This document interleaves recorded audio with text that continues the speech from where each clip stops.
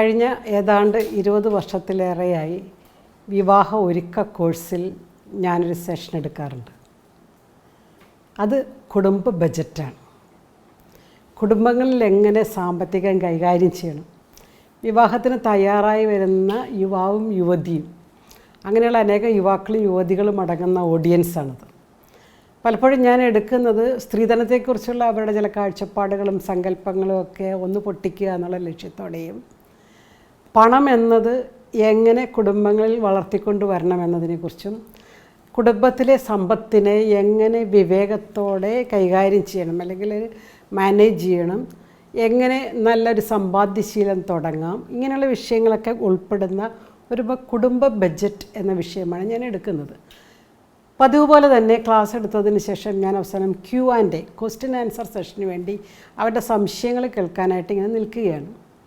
അപ്പോൾ ഒരു പെൺകുട്ടി എഴുന്നേറ്റ് എന്നോട് ചോദിച്ചു, മാഡം, അക്കൗണ്ടിൻ്റെ പാസ്വേഡ് ഭർത്താവിന് കൈമാറണമെന്ന് നിർബന്ധമുണ്ടോ? ATMൻ്റെ പിൻ നമ്പർ ജീവിത പങ്കാളിക്ക് നൽകണമെന്ന് നിർബന്ധമുണ്ടോ? സാധാരണഗതിയിൽ പണ്ടൊക്കെ ഒരു 4-5 കൊല്ലങ്ങൾക്ക് മുമ്പ് ഇങ്ങനത്തെ ചോദ്യങ്ങൾ വരത്തില്ലായിരുന്നു. പണ്ട് വന്നിരുന്ന ചോദ്യങ്ങൾ ഇപ്രകാരമായിരുന്നു: ഈ സ്വർണം ഒരു നല്ല നിക്ഷേപ രീതിയാണോ? വിവാഹത്തോടനുബന്ധിച്ച് സ്വർണം വാങ്ങിക്കുന്നതോ സ്വർണം ഉപയോഗിക്കുന്നതോ ഒക്കെ ഇത്രയും ആവശ്യമുണ്ടോ? അല്ലെങ്കിൽ എങ്ങനെ നല്ലൊരു നിക്ഷേപം കുട്ടികൾക്കായിട്ട് എങ്ങനെ കരുതാം? ഇങ്ങനത്തെ ചോദ്യങ്ങളാണ് വന്നിട്ടുണ്ടായിരുന്നു. എന്നാൽ ഈ അടുത്ത കാലത്ത് സ്വന്തം രഹസ്യം ആത്മകഥ കാത്തു സൂക്ഷിക്കണമെന്ന് ആഗ്രഹിക്കുന്ന രീതിയിലുള്ള ഇതുപോലുള്ള ചോദ്യങ്ങൾ വന്നു തുടങ്ങി. അപ്പോൾ ഞാൻ പറഞ്ഞു, ഇത് ജനറലായിട്ടൊരു ഉത്തരം പറയാൻ പറ്റത്തില്ല, ഇത് വ്യക്തിപരമായ കാര്യമാണ്. അത് നിങ്ങൾ തമ്മിലുള്ള സ്നേഹത്തിൻ്റെയും ഐക്യത്തിൻ്റെയും അടയാളമായിട്ടാണ് ഇരിക്കുന്നത്. പരസ്പര സ്നേഹവും ഐക്യവും ഉള്ളിടത്ത് ഈ പിൻ നമ്പരും പാസ്വേഡും ഒന്നും ഒരു വിഷയമല്ല. അല്ലാത്തടത്ത് ഇതൊക്കെ വിഷയമാകും. ഇനി പണത്തെ ഉത്തരവാദിത്തത്തോടുകൂടി കൈകാര്യം ചെയ്യുന്ന ജീവിത പങ്കാളിയാണെങ്കിലും ഇതൊക്കെ കൈമാറുന്നതിനകത്ത് വിഷയമില്ല. മറിച്ച് പണം കൈകാര്യം ചെയ്യുന്നതിൽ ഉദാസീനതയുള്ളൊരു ജീവിത പങ്കാളിയാണ് നിങ്ങൾക്കുള്ളതെങ്കിൽ കുറച്ചുകൂടി വിവേകത്തോടെ ചിന്തിക്കണം, ഇങ്ങനെ ഇതൊക്കെ കൈമാറണമോ വേണ്ടയോ എന്നുള്ളത്. ഞാനപ്പോൾ ഈ ചോദ്യങ്ങളുടെ മുമ്പിൽ നിൽക്കുമ്പോൾ ഞാനിങ്ങനെ ആലോചിക്കാറുണ്ട്, നമ്മുടെ നാട്ടിൽ കുടുംബത്തെക്കുറിച്ചുള്ള ജീവിത സമവാക്യങ്ങൾ മാറുകയാണ്. നിൻ്റെ പണം എൻ്റെ പണം, നിങ്ങളുടെ കാശ് ഞങ്ങളുടെ കാശ്, നിൻ്റെ ഒപ്പം തന്ന കാശ് എൻ്റെ, ഇങ്ങനെയുള്ള ലാംഗ്വേജുകളൊക്കെ കുടുംബത്തിൽ ഉയർന്നു വരുന്ന രീതിയിൽ കുടുംബജീവിതത്തിൻ്റെ സമവാക്യങ്ങൾ മാറുകയാണല്ലോ. ഈ മാറ്റം സംഭവിച്ചത് പ്രധാനമായിട്ടും കഴിഞ്ഞ ഒരു 10-30 വർഷങ്ങൾ കൊണ്ടാണെന്ന് നമുക്ക് പറയാൻ പറ്റും. ഭാരതത്തിലെ കുടുംബജീവിതത്തിലെ സമവാക്യങ്ങളുടെ മാറ്റത്തെക്കുറിച്ച് എന്നെ ഏറ്റവും അധികം ചിന്തിപ്പിച്ചത് ഒരു ഓസ്ട്രേലിയൻ ബിഷപ്പായിരുന്ന ക്രിസ്റ്റഫർ പ്രൗസാണ്. ബിഷപ്പ് ക്രിസ്റ്റഫർ പ്രൗസ് ഒരിക്കൽ ഒരു ക്ലാസ് എടുക്കാൻ കേരളത്തിലെത്തി. ഒരു ദമ്പതി കോൺഫറൻസിനാണ് ക്ലാസ് തർജ്ജമ ചെയ്യുക എന്നുള്ളതായിരുന്നു എൻ്റെ നിയോഗം. അപ്പോൾ സ്റ്റേജിൽ ബിഷപ്പിനോടൊപ്പം ഞാനിങ്ങനെ നിൽക്കുമ്പോൾ എൻ്റെ മനസ്സിൽ ഓസ്ട്രേലിയയിൽ നിന്നുള്ളൊരു സായിപ്പ് ബിഷപ്പ് വന്നിട്ട് വേണ്ടേ കേരളത്തിലെ കുടുംബങ്ങൾക്ക് കുടുംബജീവിതം പഠിപ്പിക്കാൻ എന്നൊരു മുൻവിധിയോടുകൂടിയാണ് എൻ്റെ നിൽപ്പ്. പക്ഷേ അതേസമയം തന്നെ ഞാൻ ഓർത്തു, എൻ്റെ ജോലി തർജ്ജമ ചെയ്യുകയാണല്ലോ, ബിഷപ്പ് പറയുന്നതിൻ്റെ മലയാളം പറഞ്ഞാൽ മതിയല്ലോ എന്നോർത്തുകൊണ്ട് ഞാൻ ആ സ്റ്റേജിലേക്ക് നിൽക്കുകയാണ്. അപ്പോൾ ബിഷപ്പ് നമ്മുടെ കേരളത്തിലെ അല്ലെങ്കിൽ പ്രത്യേകിച്ച് ഭാരതത്തിലെ കുടുംബങ്ങളെ 3 കാറ്റഗറിയായിട്ട് തിരിച്ചുകൊണ്ട് ഒരു അനാലിറ്റിക്കൽ ക്ലാസ്സാണ് എടുത്തത്. അതൊരു സോഷ്യോളജിക്കൽ അനാലിസിസ് ആയിരുന്നു, ഒരു സാമൂഹ്യ ശാസ്ത്രപരമായ വിശകലനമായിരുന്നു. ബിഷപ്പ് ഇങ്ങനെ പറഞ്ഞു, ഞാൻ 3 തലങ്ങളിലായിട്ടാണ് ഇവിടുത്തെ കുടുംബങ്ങളുടെ മാറ്റത്തെ കാണാൻ പോകുന്നത്. ഒന്ന്, പുരുഷൻ ബ്രെഡ് വിന്നറും സ്ത്രീ ഹോം മേക്കറുമായിരുന്നൊരു കാലഘട്ടം. പുരുഷൻ പുറത്തുപോയി അധ്വാനിക്കുകയും പണം സമ്പാദിക്കുകയും ആ പണം വീട്ടിലേക്ക് കൊണ്ടുവരികയും ചെയ്യുകയും സ്ത്രീ പുരുഷൻ കൊണ്ടുവരുന്ന പണം കൊണ്ട് പരാതികളില്ലാതെ പരിഭവമില്ലാതെ വീട് മാനേജ് ചെയ്യുകയും ചെയ്യുമായിരുന്ന കാലഘട്ടം. ആ കാലഘട്ടത്തിൽ പുരുഷൻ ബ്രെഡ് വിന്നർ ആയതുകൊണ്ട്, ബ്രെഡ് വിന്നർ എന്ന് പറഞ്ഞാൽ അന്നദാതാവ്, അധ്വാനിച്ച് കുടുംബത്തിന് വേണ്ട പണം കണ്ടെത്തുന്ന ആൾ. പുരുഷൻ അധ്വാനിച്ച് അങ്ങനെ പണം കണ്ടെത്തുന്ന അന്നദാതാവായതുകൊണ്ട് തന്നെ പുരുഷൻ പവർഫുള്ളും പുരുഷൻ ഡിസിഷൻ മേക്കറുമായിരുന്നു, അധികാരമുള്ളവനും തീരുമാനങ്ങൾ എടുക്കുന്നവനുമായിരുന്നു. സ്ത്രീ ആകട്ടെ വീട്ടിൽ ഒതുങ്ങുന്ന ഒരു വ്യക്തിത്വമായതുകൊണ്ട് തന്നെ ആ ബിഷപ്പ് അന്ന് ഉപയോഗിച്ച വാക്ക് വൾണറബിൾ അല്ലെങ്കിൽ വൾണറബിലിറ്റി എന്ന വാക്കാണ്. സ്റ്റേജിൽ നിന്ന് ഒരു സായിപ്പിൻ്റെ വായിൽ നിന്ന് ആ വാക്ക് മനസ്സിലാക്കിയെടുക്കാൻ ഞാൻ കുറേ സമയമെടുത്തു. വൾണറബിലിറ്റി. അത് കഴിഞ്ഞ് ബിഷപ്പ് തന്നെ അത് എക്സ്പ്ലെയിൻ ചെയ്ത് തന്ന് വിട്ടുകൊടുക്കുന്നത്, വിട്ടുവീഴ്ചയുള്ളത്, പോട്ടേന്ന് വയ്ക്കുന്നത്, സാരമില്ല എന്ന് വയ്ക്കുന്ന രീതിയിലുള്ള ഒരു പെരുമാറ്റ രീതി. സ്ത്രീകൾ വൾണറബിളായിരുന്നു. അതുകൊണ്ട് തന്നെ അധികം കടുംപിടുത്തമോ പിടിവാശിയോ തീരുമാനമെടുക്കലോ ഒന്നുമില്ല. നമുക്കൊരു 40 കൊല്ലങ്ങൾക്ക് മുമ്പുള്ള കുടുംബങ്ങളെക്കുറിച്ച് ആലോചിച്ചറിയാം. അപ്പൻ എന്നാ പറയുന്നു അത് കുടുംബത്തിൽ നടക്കുന്നു. അപ്പൻ എന്തിഷ്ടം അത് വീട്ടിലുണ്ടാക്കുന്നു. അപ്പൻ എവിടെ പോകണമെന്ന് ആഗ്രഹിക്കുന്നു, അപ്പൻ മറ്റുള്ളവർ പോകണമോ പോകണ്ടയോ എന്നുള്ളത് അപ്പൻ തീരുമാനിക്കുന്നു. അങ്ങനെ എല്ലാം പുരുഷ കേന്ദ്രീകൃതമായ ഒരു കുടുംബ വ്യവസ്ഥയായിരുന്നു ഇവിടെ നിന്നിരുന്നത്. ഇങ്ങനെയുള്ള കുടുംബങ്ങൾ പുറമേ നിന്ന് നോക്കിയാൽ വലിയ ശാന്തതയുണ്ട്, വലിയൊരു സമാധാനമുണ്ട്. കാരണം ഒരാൾ തീരുമാനമെടുക്കുകയും ബാക്കിയുള്ളവർ അതനുസരിച്ച് അനുസരിക്കുകയും ചെയ്യുമ്പോൾ പുറമേ നോക്കിയാൽ വലിയ സമാധാനവും ശാന്തതയും ഉണ്ട്. എന്നാൽ ബിഷപ്പ് തുടർന്ന് പറയുകയാണ്, ആ കുടുംബങ്ങൾ പുറമേ ശാന്തമായി കാണപ്പെട്ടുവെങ്കിലും അകത്ത് ഒത്തിരി ഇൻജസ്റ്റിസ്, അനീതി ഉണ്ടായിരുന്നു. എന്ന് പറഞ്ഞാൽ ഒരു 50% വരുന്ന സ്ത്രീകളുടെ ആവശ്യങ്ങൾക്കോ ആഗ്രഹങ്ങൾക്കോ ഒന്നും വലിയ വില അവിടെ ഉണ്ടായിരുന്നില്ല. സ്വന്തം വീട്ടിൽ പോകണമെങ്കിൽ പോലും പുരുഷനോട് ചോദിച്ച് തീരുമാനമെടുക്കേണ്ട ഒരവസ്ഥ. ചോദിച്ചിട്ട് അനുവാദം കിട്ടിയില്ലെങ്കിൽ പിന്നീട് ചോദിക്കുക പോലും ചെയ്യാത്ത ഒരവസ്ഥ. അങ്ങനെ വരുമ്പോൾ സ്ത്രീ ഒരു ഹൗസ് വൈഫ് എന്ന തലത്തിലേക്ക് ഒതുങ്ങുകയും അങ്ങനെ എൻ്റെ ജോലി അല്ലെങ്കിൽ എൻ്റെ ലോകം ഈ അടുക്കളയും ഇത് മാത്രമായിട്ട് പോകും. പലപ്പോഴും ഇതേക്കുറിച്ച് മനസ്സിലാക്കാൻ പോലും സ്ത്രീകൾക്കന്ന് സാധ്യമായിരുന്നില്ല. കാരണം അവൾ രാവിലെ എഴുന്നേൽക്കുന്നത് തന്നെ ചാരം വാരാനും അരി അടുപ്പത്തിടാനും പശുവിനെ മാറ്റിക്കെട്ടാനും ഒക്കെ ആയിരുന്നത് കൊണ്ട് തന്നെ ഇത് എൻ്റെ ജീവിത രീതിയാണ് എന്ന് തന്നെ നമ്മൾ. അപ്പോൾ അവിടുത്തെ സ്ത്രീയെ നമ്മൾ നോക്കുമ്പോൾ ക്ഷമയുള്ളവളും സഹനമുള്ളവളും കരുണയുള്ളവരുമൊക്കെയാണ്. അതുകൊണ്ട് തന്നെ അവിടെ വഴക്കുകൾ അധികമില്ലായിരുന്നു, എന്തെങ്കിലുമൊക്കെ പെറുപിറുക്കലുകളൊക്കെ ഉണ്ടായിരുന്നു. എന്നാൽ സാമൂഹ്യശാസ്ത്രജ്ഞന്മാർ കണ്ടെത്തി അവിടെ വലിയൊരു അനീതിയുണ്ടെന്ന്. കാരണം പോകാൻ ഒരിടമില്ലാത്തത് കൊണ്ടും ജീവിക്കാൻ വരെ മാർഗമില്ലാത്തത് കൊണ്ടും അവൾ അവിടെ തന്നെ ജീവിച്ചു. ചില സാമൂഹ്യശാസ്ത്രജ്ഞന്മാർ പറയുന്നു അങ്ങനെ കുടുംബം കാണപ്പെട്ടു. ഞാൻ പലപ്പോഴും കണ്ടിട്ടുണ്ട് ഈ ആൺമക്കൾ അവരുടെ അമ്മമാരെക്കുറിച്ച് പറയുമ്പോൾ, എൻ്റെ അമ്മയോളം സന്തോഷമുള്ള വേറൊരു സ്ത്രീ ലോകത്തിലില്ല, എൻ്റെ അമ്മ ഭാഗ്യവതിയാണ്, ഞങ്ങളുടെ മക്കളാണ് അമ്മയുടെ ഏറ്റവും വലിയ സന്തോഷം, ഞങ്ങളെല്ലാവരും കൂടി കൂടുമ്പോൾ എൻ്റെ അമ്മ എത്ര ഭാഗ്യവതിയാണ് സന്തോഷവതിയാണെന്ന് അറിയാം. ഇത് ആൺമക്കൾ പറയുന്നത് ഞാൻ കണ്ടിട്ടുണ്ട്. എന്നാൽ പെൺമക്കൾ തിരിച്ചാണ് പറയാറുള്ളത്, എൻ്റെ അമ്മ അയ്യോ കല്യാണമേ കഴിക്കേണ്ട, അമ്മയുടെ ജീവിതം ആലോചിക്കുമ്പോൾ കല്യാണമേ കഴിക്കേണ്ട എന്ന ചിന്തയിലേക്ക് പെൺകുട്ടികൾ ധാരാളമായി വളർന്നു വരുന്ന അല്ലെങ്കിൽ തീരുമാനമെടുക്കുന്ന ഒരു കാലഘട്ടം കൂടിയാണിത്. അതുകൊണ്ട് തന്നെ ആ കാലഘട്ടത്തെ ഒരു അനീതിയുടെ കുടുംബങ്ങൾ എന്നാണ് വിളിക്കപ്പെട്ടിരുന്നത്. ഇന്നും എൻ്റെയൊക്കെ ക്ലാസ്സിലെ കുട്ടികളോട് അമ്മമാരെക്കുറിച്ച് ചോദിക്കുമ്പോൾ പിള്ളേർ അമ്മ ഹൗസ് വൈഫാണെന്ന് ശബ്ദം താഴ്ത്തിയാണ് പറയുന്നത്. അപ്പം ഞാൻ പിള്ളേരോട് പറയണേ, എടാ അമ്മ ഹോം മേക്കറെന്ന് പറ, അമ്മ ഹോം മാനേജറെന്ന് പറ. പക്ഷെ എന്തോ ഒരു അമ്മയ്ക്ക് ജോലിയില്ല എന്നുള്ള ഈ കാലഘട്ടത്തിൽ പോലും ചില കുട്ടികൾക്ക് അത് വിഷമമായിട്ട് പറയുന്നത് ഞാൻ കണ്ടിട്ടുണ്ട്.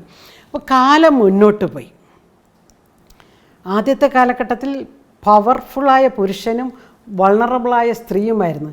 When power versus vulnerability apparently there is peace, but inside there is injustice. കാലം മുന്നോട്ട് പോയി. ബിഷപ്പിൻ്റെ ടോക്ക് തുടർന്നുകൊണ്ട് രണ്ടാമത്തെ ഘട്ടത്തിലേക്ക് എത്തി. രണ്ടാമത്തെ ഘട്ടത്തിൽ രണ്ടുപേരും ബ്രെഡ് വിന്നേഴ്സായി. രണ്ടുപേരും പുറത്തുപോയി ജോലി ചെയ്യുന്നവരും രണ്ടുപേരും അധ്വാനിക്കുന്നവരും രണ്ടുപേരും പണം ഉണ്ടാക്കുന്നവരുമായി മാറി. അതായത് ഒരാൾ MPA, ഒരാൾ MTech, ഒരാൾ MSc, ഒരാൾ PhD, ഇങ്ങനെ വിദ്യാഭ്യാസപരമായി രണ്ടുപേരും ഉയരുകയും രണ്ടുപേരും തൊഴിൽ തരികയും രണ്ടുപേരും ബാങ്ക് മാനേജർമാരാവുകയും രണ്ടുപേരും ടീച്ചർമാരാവുകയും രണ്ടുപേരും എഞ്ചിനീയർമാരാവുകയും ഒക്കെ ചെയ്ത ഒരു കാലഘട്ടത്തിൽ രണ്ടുപേരും തീരുമാനം എടുക്കാൻ തുടങ്ങി. രണ്ടുപേരും പവർഫുള്ളായി. When power versus power, there is power clash, there is power struggle. അവിടെ എൻ്റെ പണം നിൻ്റെ പണം എന്നൊക്കെയുള്ള വേർതിരിവുകൾ വന്നു തുടങ്ങി. എൻ്റെ കാശ് നിൻ്റെ കാശ് എന്നൊക്കെ ചിന്തിക്കാൻ തുടങ്ങി. മാത്രവുമല്ല രണ്ടുപേരും ബാങ്ക് മാനേജറാണ്. വീട്ടിൽ വന്നു കയറിയാൽ ആര് ചായ ഉണ്ടാക്കും? അതൊക്കെ വലിയ ഇഷ്യൂ ആയി മാറി. അങ്ങനെ കുടുംബങ്ങളിൽ ഡൈവേഴ്സിൻ്റെ, വിവാഹമോചനത്തിൻ്റെ നിരക്കുകൾ ഉയർന്നു. പെൺകുട്ടികളെ സംബന്ധിച്ചിടത്തോളം അപ്പോഴേക്കും പോകാൻ ഇടമുണ്ട്, ജീവിക്കാൻ മാർഗമുണ്ട്. ആദ്യത്തെ തലത്തിൽ പോകാൻ ഇടമില്ലായിരുന്നു, ജീവിക്കാൻ മാർഗമില്ലായിരുന്നു. എന്നാൽ രണ്ടാമത്തെ തലമായപ്പോഴേക്കും അവർക്ക് അതിനുള്ള അവസരങ്ങളുണ്ടായി. കയ്യിൽ പണമുണ്ട്, എനിക്ക് ജീവിക്കാമെന്നുള്ള. അത് പെൺകുട്ടികളെയും ഒരഹങ്കാരത്തിൻ്റെയും താൻ പോരിമയുടെയും തലത്തിലേക്ക് എത്തിച്ചു. എന്നാൽ വിദ്യാഭ്യാസപരമായും സാമ്പത്തികമായും ഔദ്യോഗികമായും ഉയർന്ന ഒരു സ്ത്രീയോടൊപ്പം ജീവിക്കാനുള്ള പക്വതയോ പഠനമോ പരിശീലനമോ പുരുഷന്മാർക്ക് നൽകപ്പെട്ടിട്ടുമില്ല. അതുകൊണ്ട് തന്നെ ഇവരുടെ ഇടയിൽ വഴക്കുകൾ പ്രശ്നമായി, അവർ തമ്മിലുള്ള പരസ്പരമുള്ള മനസ്സിലാക്കലുകളില്ലാതായി, പരസ്പരമുള്ള സംസാരമില്ലാതായി. ഇതിനിടയിൽ മൂന്നാമത് ചില വ്യക്തികൾ കടന്നു വന്ന് ദാമ്പത്യത്തിൽ ശിഥിലീകരണം ഉണ്ടാകുന്നു. അങ്ങനെ പല കുടുംബങ്ങളും വിവാഹമോചനത്തിലേക്ക്, ഡൈവോഴ്സിലേക്ക് എത്തി നിന്നു. അപ്പോൾ ഒരു ചോദ്യം ഉയരുന്നു, ആദ്യത്തേതാണോ ശരി, രണ്ടാമത്തേതാണോ ശരി? നിശബ്ദമായി ചിന്തിക്കുമ്പോൾ നമുക്ക് പറയാൻ പറ്റുന്നു, രണ്ടും ശരിയല്ല, രണ്ടും പൂർണ്ണമായി ശരിയല്ല. അപ്പോൾ എവിടെയാണ് ശരി? ബിഷപ്പ് തുടർന്നു, ഭാരതത്തിലെ കുടുംബങ്ങൾ ഇനി എത്തി നിൽക്കേണ്ട ഒരു മൂന്നാമത്തെ തലമുണ്ട്. ഈ മൂന്നാമത്തെ തലത്തിലേക്ക് കുടുംബങ്ങൾ നീങ്ങിയില്ല എങ്കിൽ ഇവിടെ കുടുംബങ്ങൾക്ക് അതിജീവനം, that means survival of family life, കുടുംബം എന്നുള്ള സംവിധാനത്തിന് മുന്നോട്ട് പോകാൻ പറ്റാതാകും. ഇവിടെ കുടുംബങ്ങളില്ലാതാകും. അതിന് വരേണ്ടത് മൂന്നാമത്തെ തലമാണ്. രണ്ടുപേരിലും സംഭവിക്കേണ്ട ഒരു വൾണറബിലിറ്റി വേഴ്സസ് വൾണറബിലിറ്റി. ആ ഒരു തലത്തിലേക്ക് രണ്ടുപേരും വിട്ടുവീഴ്ചയുള്ളവരും, രണ്ടുപേരും സഹനങ്ങൾ ഏറ്റെടുക്കുന്നവരും, രണ്ടുപേരും എല്ലാ ജോലിയും ചെയ്യുന്നവരും, രണ്ടുപേരും എല്ലാ തലത്തിലും സപ്പോർട്ട് ചെയ്യുന്നവരുമായി മാറുക. സാധാരണ നമ്മൾ പറയും give space to the other person, മറ്റൊരു വ്യക്തിക്കും കൂടി വളരാനുള്ള സ്പേസ് സൃഷ്ടിക്കുക.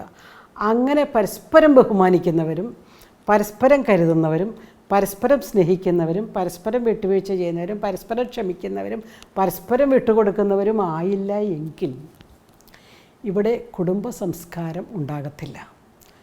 ചിലപ്പോഴെങ്കിലും തമാശയ്ക്ക് കുറച്ച് അതിശയോക്തി കലർത്തി ഞാനിങ്ങനെ ചിന്തിക്കാറുണ്ട്. ഒരു 2050 ആകുമ്പോൾ നമ്മുടെ 5ാം ക്ലാസ്സിലെ ചരിത്ര പുസ്തകത്തിൽ ഇങ്ങനെ ഒരു വരി ഉണ്ടാകാൻ സാധ്യതയുണ്ട്. Once upon a time we had an ancient culture called family. ഒരു കാലഘട്ടത്തിൽ ഇവിടെ ഒരു മനോഹരമായ സംവിധാനം നിലനിന്നിരുന്നു. അതിൻ്റെ പേര് കുടുംബം എന്നാണ്. ഇത് അല്പം തമാശ കലർത്തിയും അല്പം അതിശയോക്തിയിലും ഞാൻ ചിന്തിക്കുന്നതാണ്. എന്തിന് സമ്പത്തിൻ്റെ സുവിശേഷവുമായിട്ടുള്ള ഈ പരമ്പരയിൽ കുടുംബം കൊണ്ടുവന്നിട്ടു? കാരണമുണ്ട്. ഇക്കണോമിക്സ് എന്നുള്ള പദം ഉടലെടുക്കുന്നത്, സാമ്പത്തിക ശാസ്ത്രം എന്നുള്ള പദം ഉടലെടുക്കുന്നത് ഒയ്ക്കണോമിയ എന്ന ഗ്രീക്ക് പദത്തിൽ നിന്നാണ്. ഒയ്ക്കണോമിയ എന്ന് പറഞ്ഞാൽ ഗാർഹിക സമ്പത്ത് കൈകാര്യം ചെയ്യുക എന്നുള്ളതാണ്. ഗാർഹിക സമ്പത്ത് കൈകാര്യം ചെയ്യുന്ന ഒയ്ക്കണോമിയ എന്ന ഗ്രീക്ക് പദത്തിൽ നിന്ന് ഉടലെടുത്തതാണ് ഇക്കണോമിക്സ്. അതുകൊണ്ട് തന്നെ സാമ്പത്തിക ശാസ്ത്രത്തിൻ്റെ അടിസ്ഥാന യൂണിറ്റ് കുടുംബമാണ്. കുടുംബത്തിൽ പണം എങ്ങനെ സൃഷ്ടിക്കപ്പെടുന്നു, കുടുംബത്തിൽ പണം എങ്ങനെ ഉപയോഗിക്കപ്പെടുന്നു, കുടുംബത്തിൽ പണത്തെക്കുറിച്ച് എപ്രകാരം ചർച്ച ചെയ്യപ്പെടുന്നു, ഇതെല്ലാം സാമ്പത്തിക ശാസ്ത്രത്തിലെ പ്രധാനപ്പെട്ട വിഷയങ്ങളാണ്. ഒരു കുടുംബം ഒരു ചെറുകിട സാമ്പത്തിക യൂണിറ്റാണ്. Family is A basic economic unit എന്ന് പറയും. ഒരു ചെറുകിട സാമ്പത്തിക യൂണിറ്റിൽ പണത്തെക്കുറിച്ചുള്ള ചിന്ത വളരെ പ്രധാനപ്പെട്ടതാണ്. പല വീട്ടിലും പണത്തെക്കുറിച്ച് ചർച്ച ചെയ്യാറില്ല. ചില ദമ്പതികൾ എന്നോട് പറയാറുണ്ട്, ടീച്ചറെ പണത്തെക്കുറിച്ച് സംസാരിച്ചു തുടങ്ങിയാൽ അവിടെ വഴക്കാം, അതുകൊണ്ട് ഞങ്ങൾ മിണ്ടത്തില്ല. പിടിച്ച ചിട്ടിയെക്കുറിച്ചോ പിടിക്കാത്ത ചിട്ടിയെക്കുറിച്ചോ അടച്ച ലോണിനെക്കുറിച്ചോ അടയ്ക്കേണ്ട EMI-യെക്കുറിച്ചോ പ്രീമിയത്തെക്കുറിച്ചോ ഇൻഷുറൻസ് പ്രീമിയത്തെക്കുറിച്ചോ അല്ലെങ്കിൽ ആരോഗ്യ ഇൻഷുറൻസ് ഇങ്ങനെയുള്ള വിഷയങ്ങളൊന്നും കുടുംബത്തെ ചർച്ച ചെയ്യുന്നില്ല. നമ്മുടെ കുടുംബങ്ങളിൽ സാമ്പത്തിക ചർച്ചകൾ ഉണ്ടാകുന്നില്ല എന്നുള്ളത് വളരെ ശോചനീയമായ ദയനീയമായ അവസ്ഥയാണ്. അതുകൊണ്ട് നമ്മുടെ ഡൈനിങ് ടേബിളുകളിൽ വീട്ടിലെ സമ്പത്തിനെക്കുറിച്ച് സംസാരമുണ്ട്. ചില കുട്ടികളെങ്കിലും കോളേജിൽ വരുമ്പോഴത്തേക്കും വളരെ ലാവിഷായ അല്ലെങ്കിൽ ആർഭാടത്തിൽ വരുന്നത് കാണാം. നല്ല വിലയുള്ള ചുരിദാർ, 10,000-3,000 രൂപയുടെ ചുരിദാറൊക്കെ ഇട്ട് വരുന്ന പെൺകുട്ടികൾ. ഞങ്ങൾ ഓപ്പൺ ഹൗസ് വയ്ക്കുമ്പോൾ അവരുടെ അമ്മമാരൊക്കെ വരുമ്പോൾ വെറും 150 രൂപയുടെ സാരി കൊടുത്ത് വരുന്ന അമ്മ. എൻ്റെ വളരെ വൈറലായ ഒരു ലേഖനമാണിത്. മകൾക്ക് 2000 രൂപയുടെ ചുരിദാർ, അമ്മയ്ക്ക് 150 രൂപയുടെ സാരി എന്നത്. അപ്പോൾ ഞാൻ ഇതിൻ്റെ രണ്ടിനെയും കൂടി താരതമ്യം ചെയ്യുമ്പോൾ അമ്മ എത്ര ശോചനീയമായ ദയനീയമായ രീതിയിൽ വസ്ത്രധാരണം ചെയ്യുന്നു, മകളിങ്ങനെ അടിച്ച് പൊളിച്ച് മഴക്കാലത്ത് പോലും ലെതറിൻ്റെ ചെരുപ്പുകളൊക്കെ ഇട്ട് ഒക്കെ ഇങ്ങനെ കുട്ടികൾ വരുമ്പോൾ ഞങ്ങളതിൽ ആലോചിക്കാറുണ്ട്, ഇവരുടെ കുടുംബത്തിൽ സമ്പത്ത് വിഷയം ചർച്ച ചെയ്യാറില്ലേ? ഇല്ല. നമ്മുടെ മാതാപിതാക്കൾ മുണ്ട് മുറുക്കി ഉടുത്ത് അവരുടെ ആവശ്യങ്ങളെല്ലാം മാറ്റിവെച്ച് അവർ സമയത്ത് ഭക്ഷണം പോലും കഴിക്കാതെ നല്ല വസ്ത്രങ്ങളൊന്നും ഉപയോഗിക്കാതെ അല്ലെങ്കിൽ നല്ല ഫോണോ ഉപയോഗിക്കാതെ, കാരണം മക്കളുടെ കയ്യിൽ വിലയേറിയ ഫോൺ കാണാം, അപ്പൻ്റെ കയ്യിൽ പഴയ നോക്കിയ ഫോൺ കാണാം, അതും മക്കൾ ഉപേക്ഷിച്ച നോക്കിയ ഫോൺ. ഈ എക്കണോമിക്സ് ശരിയാണോ എന്ന് പലപ്പോഴും ഞങ്ങൾ ചിന്തിക്കാറുണ്ട്. കുടുംബത്തിലെ ഈ എക്കണോമിക്സ് ശരിയാണോ? ഒരിക്കലുമല്ല. അതുകൊണ്ട് തന്നെ മാതാപിതാക്കൾ മക്കളോടൊപ്പം ഇരുന്ന് ചർച്ച ചെയ്യേണ്ട ഏറ്റവും വലിയൊരു വിഷയമാണ് വീട്ടിലെ പണം. പല കുടുംബങ്ങളും കൂട്ടാത്മഹത്യ ചെയ്യുമ്പോൾ, കൂട്ടാത്മഹത്യയുടെ വക്കിലേക്ക് നീങ്ങുമ്പോൾ, കടം കയറി മുടിയുമ്പോൾ മാത്രമാണ് ജീവിത പങ്കാളിയോ മക്കളോ നമ്മുടെ കുടുംബത്തിൽ ഇത്രയും കടമുണ്ടെന്ന് അറിയുന്നത് പോലും. ഒരാത്മഹത്യ മുനമ്പത്ത് നിന്നിട്ടാണ് അവർ അറിയുന്നത്. അപ്പോൾ പലപ്പോഴും ഇങ്ങനെയുള്ളൊരു കുടുംബത്തിൻ്റെ കഥ എൻ്റെ മനസ്സിലേക്ക് ഓടി വരുന്നുണ്ട്. ആ കുടുംബത്തെ നമുക്ക് രക്ഷിക്കാൻ സാധിച്ചു. വിഷം കഴിച്ച് ആത്മഹത്യ ചെയ്യാൻ പോയൊരു കുടുംബമാണ്, രക്ഷിക്കാൻ സാധിച്ചു. ആ കുടുംബത്തിലെ സ്ത്രീ എന്നോട് പറയുമായിരുന്നു, എനിക്കറിയത്തില്ലായിരുന്നു ഇത്രയും കടമുണ്ടെന്ന്, ചേട്ടൻ എന്നോടൊന്നും പറഞ്ഞിട്ടില്ല. അപ്പം ഞാൻ ഭർത്താവിനോട് ചോദിച്ചു, ഈ കടത്തിൻ്റെ കാര്യമൊന്നും തുടക്കത്തിൽ തന്നെ ഭാര്യയോട് പറഞ്ഞില്ല, മക്കളോട് പറഞ്ഞില്ല. അപ്പോൾ അയാൾ എനിക്ക് തന്ന മറുപടിയെ, ഞാനോ വിഷമിച്ചാൽ നടക്കണത്, ഇതൊക്കെ പറഞ്ഞ് ഇവരെയും കൂടി എന്തിനാ വിഷമിപ്പിക്കണതെന്ന് ഞാൻ ഓർത്തു. ശരിയാണോ? അവസാനം ഗതികെട്ട് വീട്ടിൽ കടക്കാരെല്ലാം വന്നു തുടങ്ങി. അവസാനം രക്ഷയില്ലാണ്ട് 2 കടക്കാരെ പറഞ്ഞു വിട്ട് കഴിയുമ്പോൾ അടുത്ത കടക്കാർ വരും, അവരെ പറഞ്ഞു വിട്ട് കഴിയുമ്പോൾ അടുത്ത ഗതി കെട്ടിട്ട് ഇവർ ആത്മഹത്യ ചെയ്യാൻ പോയ കുടുംബം. അവരെ നമുക്ക് രക്ഷിക്കാൻ സാധിച്ചു എന്നുള്ളത് വളരെ ചാരിതാർത്ഥ്യത്തോടുകൂടി ഓർക്കുന്നു. ഒരു ചെറിയ ജോലിയിലൊക്കെ അദ്ദേഹം പ്രവേശിച്ചു, അങ്ങനെ പതുക്കെ മുന്നോട്ട് പോകുന്നു. ആ സ്ത്രീ എന്നോട് പറയുന്നു, ഇത്രയും കടമുണ്ടെന്ന് അറിഞ്ഞെങ്കിൽ ഞാൻ ഈ പിള്ളേരെ ഒന്നും CBSE ചേർത്ത് ഇത്രയും ഫീസുള്ള സ്കൂളിലൊന്നും പഠിപ്പിക്കത്തില്ലായിരുന്നു. കുടുംബത്തെ ചർച്ചാ വിഷയമല്ല പണം എവിടെ നിന്ന് വരുന്നു എന്നുള്ളത്.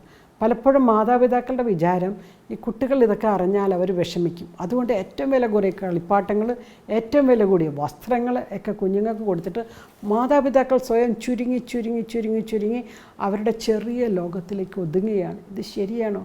പലപ്പോഴും ഞാൻ കണ്ടിട്ടുണ്ട്, ചില മീറ്റിങ്ങിലൊക്കെ പങ്കെടുക്കുമ്പോൾ 2 മിഠായിയോ അല്ലെങ്കിൽ എന്തെങ്കിലും മധുര പലഹാരമോ ഒക്കെ കിട്ടിക്കഴിഞ്ഞാൽ ആ അമ്മ ഉടനെ പൊതിഞ്ഞ് ബാഗിലിടണതാണ്, വീട്ടിൽ കൊണ്ട് കൊച്ചിന് കൊടുക്കാനാണ്. അമ്മ ജീവിതത്തിൽ ഈ ഒരു കേക്ക് പീസ് ഇന്ന് വരെ കഴിച്ചിട്ടില്ല. കഴിക്കാനൊരു അവസരം കിട്ടുമ്പോഴും ആ കേക്ക് പൊതിഞ്ഞ് അതിനകത്തിട്ടിട്ട് അമ്മ വീട്ടിൽ കൊണ്ട് കൊച്ചിന് കൊടുക്കാൻ പോകും. കൊച്ചു കേക്ക് ധാരാളം ഇപ്പം തന്നെ കഴിച്ചിട്ടുണ്ട്, പല രീതിയിൽ, പല രൂപത്തിൽ, പലരിലൂടെ. എന്നിട്ടും മലയാളിയുടെ ഒരു കുടുംബ സംസ്കാരത്തിലെ ഈ നീക്കി വെക്കലും ഈ കരുതലും, അതിനകത്ത് കുറച്ച് പോസിറ്റീവ് ഉണ്ട് കേട്ടോ. ഇത് പോസിറ്റീവ്, കാരണം ഇത്രമാത്രം മക്കളെ സ്നേഹിക്കുന്ന ഒരു തലമുറയെ ഞങ്ങൾ ലോകമെമ്പാടും യാത്ര ചെയ്തിട്ടും ഇത്രത്തോളം മക്കൾക്കായി കരുതുന്ന ഒരു തലമുറയെ, ഒരു മാതാപിതാക്കളെ കണ്ടിട്ടില്ല. അത്രമാത്രം കരുതുന്നുണ്ട് മലയാളികൾ. മലയാളികൾ എവിടെ ചെന്നാലും ഇങ്ങനെ തന്നെ കേട്ടോ. അത് ഏത് രാജ്യത്ത് ചെന്നാലും അവരിങ്ങനെ മക്കൾക്ക് വേണ്ടി ഇങ്ങനെ കരുതിക്കൊണ്ടേയിരിക്കും. പക്ഷേ ഇവിടെ നമ്മൾ മനസ്സിലാക്കേണ്ട ഒരു വലിയ സത്യമുണ്ട്, ജീവിക്കാൻ മറന്നുപോയ കുറേ തലമുറ ഇവിടെ ഉണ്ടെന്നുള്ളതാണ്. അപ്പോൾ അവരിലേക്കാണ് ഈ ഗാർഹിക സാമ്പത്തിക ശാസ്ത്ര ചിന്തകൾ കടന്നു വരുന്നത്. ഇതിൻ്റെ അർത്ഥം നാളെ മുതൽ മക്കളെ നോക്കണ്ടെന്നൊന്നും അല്ല കേട്ടോ. ഒരിക്കലൊരു സാറ് പറഞ്ഞ കഥ ഞാൻ ഓർക്കുകയാണ്. സാറ് ക്ലാസ്സിൽ പഠിപ്പിക്കലെല്ലാം കഴിഞ്ഞ് കുട്ടികളെല്ലാം പോയി കഴിഞ്ഞപ്പോൾ നോക്കിയപ്പോൾ നല്ലൊരു ഇൻസ്ട്രുമെൻറ്റ് ബോക്സ് എന്ന് പറഞ്ഞാൽ അറിയാമല്ലോ, മാത്തമാറ്റിക്സ് ക്ലാസ്സിൽ ഉപയോഗത്തിന് ഉപയോഗിക്കുന്നത്, അത് ഒരു കൊച്ചു മറന്നുപോയി. സാർ ഉടനെ അതെടുത്തുകൊണ്ട് ടീച്ചേഴ്സ് റൂമിൽ കൊണ്ട് സൂക്ഷിച്ചു വെച്ചു. സാറ് ഓർത്തതെന്നാണെന്നറിയാം, പിറ്റേ ദിവസം കൊച്ചു വരുമ്പോൾ ഇച്ചിരി ഉപദേശിക്കണം, അവനവൻ്റെ സാധനങ്ങളൊക്കെ സൂക്ഷിക്കണ കാര്യമൊക്കെ ഒന്ന് പറഞ്ഞു കൊടുക്കണം എന്നും പറഞ്ഞ് സാർ അത് സൂക്ഷിച്ചു വെച്ച്.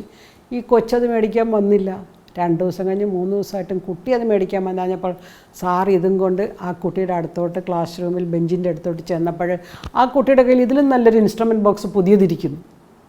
പഴയത് കളഞ്ഞു പോയെന്ന് പറഞ്ഞപ്പോൾ തന്നെ പുതിയത് മേടിച്ചു കൊടുക്കുന്ന രീതിയിലുള്ള ഒരു കരുതലിൻ്റെ സംസ്കാരം ഒരു തരത്തിൽ പോസിറ്റീവാണെങ്കിലും മറുവശത്ത് ആവശ്യം എന്താണെന്നും അത്യാവശ്യം എന്താണെന്നും കടം എന്താണെന്നും ചിട്ടി എന്താണെന്നും ഒന്നും തിരിച്ചറിയാത്ത ഒരു തലമുറ വളർന്നു വരികയാണ്.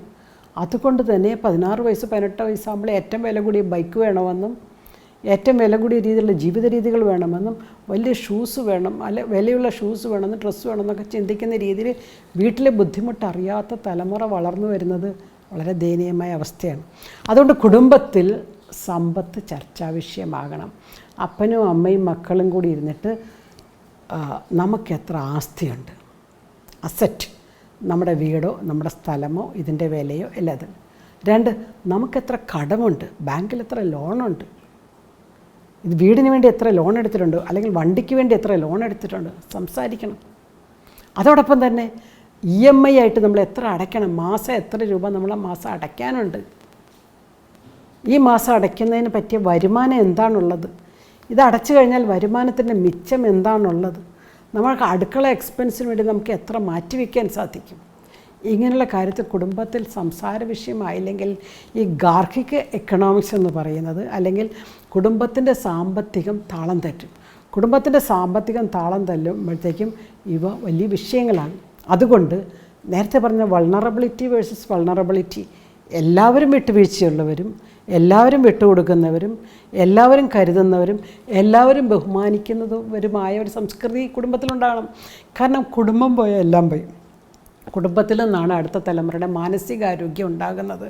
പലപ്പോഴും ക്ലാസ് റൂമിലൊക്കെ ഞാൻ കണ്ടിട്ടുണ്ട് ചില കുട്ടികളുടെ ബിഹേവിയറൽ ഡിസോർഡേഴ്സ്, പെരുമാറ്റ വൈകല്യങ്ങൾ കാണുമ്പോൾ നമുക്ക് പെട്ടെന്ന് തന്നെ മനസ്സിലാകും ഇതിൻ്റെ കാരണം ഇതിൻ്റെ പിന്നിൽ ഡൈവേഴ്സായ അച്ഛനും അമ്മയാണ്, അല്ലെങ്കിൽ വിവാഹമോചനത്തിൽ എത്തി നിൽക്കുന്ന ഒരു അച്ഛനും അമ്മയുണ്ട്. അതുമല്ലെങ്കിൽ ഒരേ മേൽക്കൂരയ്ക്ക് കീഴെ പരസ്പരം സംസാരിക്കാത്ത ഒരു ഭാര്യയും ഭർത്താവുമുണ്ട്. അതിൻ്റെ പ്രതിസ്ഫുലനങ്ങളൊക്കെയാണ് ഈ കുഞ്ഞിലൂടെ നമ്മൾ കാണുന്നത്. ചില കുട്ടികളുടെ ബാക്ക്ഗ്രൗണ്ട് മനസ്സിലാക്കി കഴിയുമ്പോൾ, അവരുടെ അച്ഛൻ്റെ അമ്മയുടെ അവസ്ഥ മനസ്സിലാക്കി കഴിയുമ്പോൾ, അവരുടെ സാമ്പത്തിക അവസ്ഥയായിരിക്കാം, അല്ലെങ്കിൽ അവരുടെ ആശയം വിനിമയത്തിൻ്റെ പാളിച്ചകളായിരിക്കാം, ഇതൊക്കെ മനസ്സിലാക്കി കഴിയുമ്പോൾ ഞങ്ങൾക്ക് ആ കുഞ്ഞിനോട് പിന്നെ സിമ്പതിയോ എമ്പതിയോ മറ്റ് പല രീതിയിൽ അവനെ കൈകാര്യം ചെയ്യാൻ ഞങ്ങളങ്ങ് മാറുന്നു. ഞാൻ പറഞ്ഞു വരുന്നത്, അടുത്ത തലമുറയുടെ മാനസിക ആരോഗ്യത്തിന് കുടുംബങ്ങൾ സംരക്ഷിക്കപ്പെടണം. നമ്മളേറ്റവും കൂടുതൽ സംരക്ഷിക്കപ്പെടേണ്ട സാമ്പത്തിക യൂണിറ്റാണ് കുടുംബം. ഇത് സമൂഹത്തിൻ്റെ അടിസ്ഥാന യൂണിറ്റാണ്, സാമ്പത്തിക യൂണിറ്റാണ്. നല്ല ആരോഗ്യമുള്ള തലമുറ വളർന്നു വരാൻ സമ്പത്ത് കൈകാര്യം ചെയ്യുന്ന രീതിയിൽ ഭർത്താവിനെ ഒളിച്ച് പണം ചെലവാക്കുന്ന ഭാര്യയും, ഭാര്യയോട് പറയാതെ പണം ചെലവാക്കുന്ന ഭർത്താവും, പരസ്പരമുള്ള ഒളിച്ചുകളി കുടുംബങ്ങളുടെ അപജയത്തിന് വഴിതെളിക്കുന്നു. അച്ഛനും അമ്മയും തമ്മിലുള്ള ഈ സാമ്പത്തിക ഒളിച്ചുകളി ഏറ്റവും കൂടുതൽ മനസ്സിലാക്കുന്നതും ഒപ്പിയെടുക്കുന്നതും കുഞ്ഞുങ്ങളാണ്. അതുകൊണ്ട് തന്നെ അവർ വളർന്നു വരുമ്പോഴും ഇതേ ഒളിച്ചുകളിയും ഇതേ കള്ളത്തരങ്ങളും വേറൊരു അളവിൽ അവരിൽ പ്രതിഫലിപ്പിക്കുന്നു. നമ്മുടെ നാട്ടിൽ കുടുംബങ്ങൾ സാമ്പത്തികം എന്ന കാരണത്താൽ ആത്മഹത്യ ചെയ്യപ്പെടുമ്പോൾ എന്നിലെ സാമ്പത്തിക ശാസ്ത്ര അധ്യാപികയ്ക്ക് വിഷമം വരാറുണ്ട്. മറ്റു പല കാരണങ്ങളെ കൊണ്ടല്ല, സാമ്പത്തിക കാരണങ്ങളാൽ കടം കയറി നിൽക്കക്കള്ളിയില്ലാതെ ആ കുടുംബം ആത്മഹത്യ ചെയ്തു എന്ന് കേൾക്കുമ്പോൾ ആ കടം ആ കുടുംബത്തിലേക്ക് പെട്ടെന്ന് ഓടിക്കേറി വന്നതൊന്നുമല്ല. അനേക വർഷത്തിൻ്റെ പിടിപ്പുകേട് മൂലം, പരസ്പരം സംസാരിക്കാഞ്ഞത് മൂലം, പരസ്പരം മനസ്സിലാക്കി ചിലവുകളെ ക്രമപ്പെടുത്താഞ്ഞത് മൂലം, അല്ലെങ്കിൽ അമിതമായ ആഡംബരങ്ങൾക്കോ മറ്റ് അനുകരണങ്ങൾക്കോ ആ കുടുംബത്തിലെ വ്യക്തികൾ കടന്നുപോയത് മൂലം കടന്നു വന്നതാണ്. അതുകൊണ്ട് കുടുംബം എന്ന ഗാർഹിക സാമ്പത്തിക യൂണിറ്റിനെ നമുക്ക് സംരക്ഷിക്കണം. അതിന് സാമ്പത്തിക ഭദ്രത നൽകണം. രണ്ടുപേരും തൊഴിലെടുക്കുന്നവരാകട്ടെ, രണ്ടുപേരും പണം കൊണ്ടുവരുന്നതാകട്ടെ, രണ്ടുപേർക്കും അഹങ്കാരത്തിൻ്റെ താൻപോരിമയില്ലാതെ വിട്ടുവീഴ്ചയില്ലാതെ കുടുംബമെന്ന സ്വർഗത്തെ പടുത്തുയർത്താൻ നമുക്ക് സാധിക്കട്ടെ. നന്ദി, നമസ്കാരം.